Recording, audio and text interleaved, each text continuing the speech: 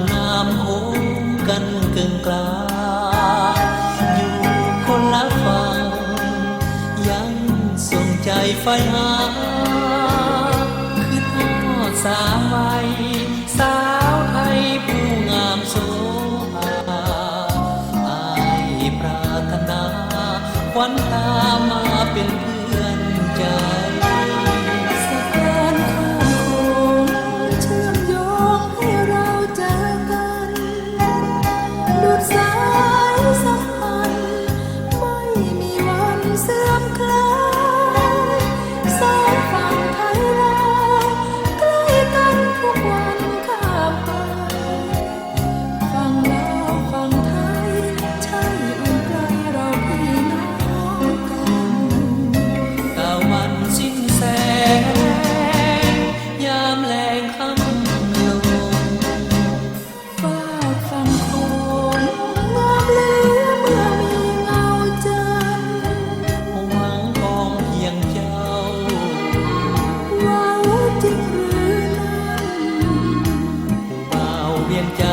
บอกเคยปากหวา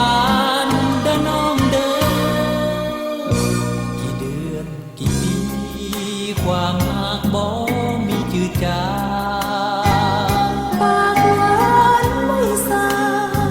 หักแม่นางเสมอเป็นวาสนาช่วยพามาจนมุ